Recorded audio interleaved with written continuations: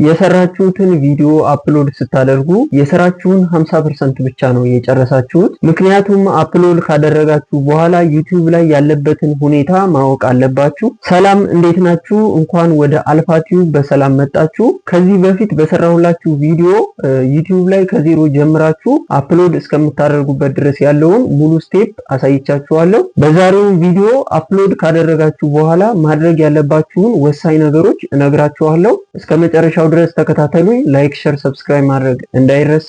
በአንደኝነት የምናየው አፕሎድ ካደረጋችሁ በኋላ ዩቲዩብ ላይ እናንተ ማየት ያለባችሁ አንድ ጊዜ ብቻ ቢሆን ጥሩ ነው። ምክንያቱም ይህንንም አፕሎድ ያደረጋችሁትን ቪዲዮ እናንተ ገብታችሁ በምታዩበት ሰዓት የለቀቃችሁትን ቪዲዮ ድምጹን እንዲሁም የተጠቀማችሁትን ካፕሽኖች ወይም ጽሁፎች ካሉና ተብኔላችሁ በትክክል አፕሎድ መሆኑን ማረጋገጥ ወይንም ደግሞ ቸክ ማድረግ አለባችሁ። በሁለተኛነት የምናየው ከቻላችሁ ለተሰጣችሁ ለሁሉም ኮሜንቶች ምላሽ ብትሰጡ ወይም ሪፕላይ ብታደርጉ የተሻለ ነው። ምክንያቱም ይሄ ዩቲዩብ ላይ ያላችሁን ኢንጌጅመንት ይጨምርላችኋል። ኢቭን ቀለል አድርጋችሁ ሰዎችን ኮሜንታቸው ላይ ማመስገን እንዲሁም ደግሞ ለተጠየቃችሁ ጥያቄ አጠር ያሉ መልሶችን መስጠት ትችላላችሁ። በሶስተኛነት የምናየው ዩቲዩብ ስቱዲዮ ላይ በመግባት አፕሎድ ያደረጋችሁትን ቪዲዮ አናሊቲክሱን ማየት አለባችሁ። ለምሳሌ ሲቲአሩን ማየት፣ ይህም ክሊክ ስሩ ሬት የምንለውን ምን ያህል ሰው የእናንተ የሰራችሁትን ተምኔል እና ታይትል ክሊክ አድርጎታል የሚለውን ማየት አለባችሁ።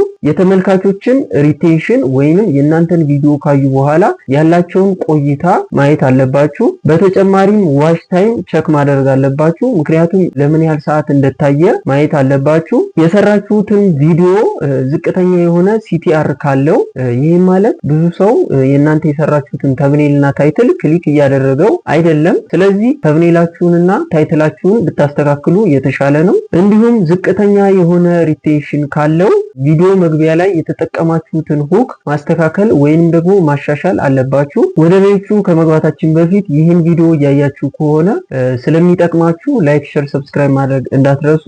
በአራተኛነት የምናየው የለቀቃችሁትን ቪዲዮ አጥፍታችሁ መልሳችሁ አፕሎድ በፍጹም እንዳታደርጉ።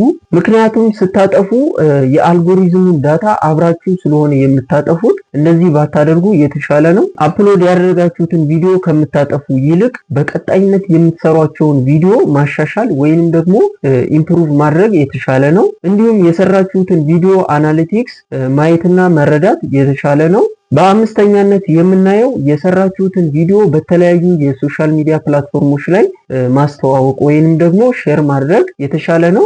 ለምሳሌ ቲክቶክ ላይ፣ ፌስቡክ ላይ እንዲሁም ቴሌግራም ላይ እና ሌሎች የሶሻል ሚዲያ ፕላትፎርሞች ላይ የሰራችሁትን ቪዲዮ ሼር ብታደርጉት ዩቲዩብ ላይ ያላችሁን እይታ ይጨምርላችኋል። ስድስተኛና የመጨረሻ የምናየው አፕሎድ ካደረጋችሁ በኋላ በቀጣይነት የምትሰሯቸውን ቪዲዮ ማዘጋጀት አለባችሁ ወይንም ደግሞ ፕላን ማድረግ አለባችሁ። እነዚህንም ቪዲዮዎች ስታዘጋጁ ከተመልካቾች ባገኛችሁት ጥያቄ ሊሆን ይችላል ወይንም በራሳችሁ አሪፍ ሀሳቦችን በማምጣት በቀጣይ የምትሰሯቸውን ቪዲዮዎች ማዘጋጀት አለባችሁ። በመቀጠል አፕሎድ ካደረጋችሁ በኋላ የምትሰሯቸውን ስህተቶች እነግራችኋለሁ። ላይክ፣ ሼር፣ ሰብስክራይብ ማድረግ እንዳትረሱ።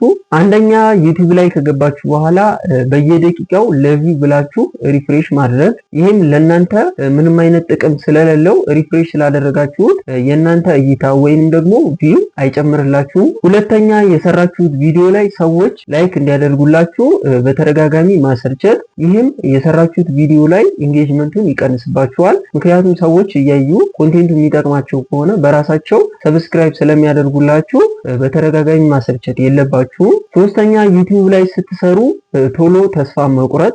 ይህም ዩቲዩብ ላይ ስትሰሩ እንደምታውቁት እይታ ላታገኙ ትችላላችሁ። ስለዚህ ቶሎ ተስፋ መቁረጥ የለባችሁም። በተደጋጋሚ መሞከርና የምትሰሯቸውን ቪዲዮ እያሻሻላችሁና እየጨመራችሁ መሄድ የተሻለ ነው። በተከታታይ በሁለት ቪዲዮ የሰራሁላችሁ ማለትም ዩቲዩብ ላይ ከዜሮ ጀምራችሁ አፕሎድ እስከምታደርጉበት ያለውንና አፕሎድ ካደረጋችሁ በኋላ ማድረግ ያለባችሁን ወሳኝ ነገሮች በዛሬው ቪዲዮ ነግሬያችኋለሁ። ይህን ቪዲዮ ከጠቀማችሁ ላይክ፣ ሼር፣ ሰብስክራይብ ማድረግ እንዳትረሱ። ኮሜንት ካላችሁ ከስራ አስቀምጡልኝ። መልካም ጊዜ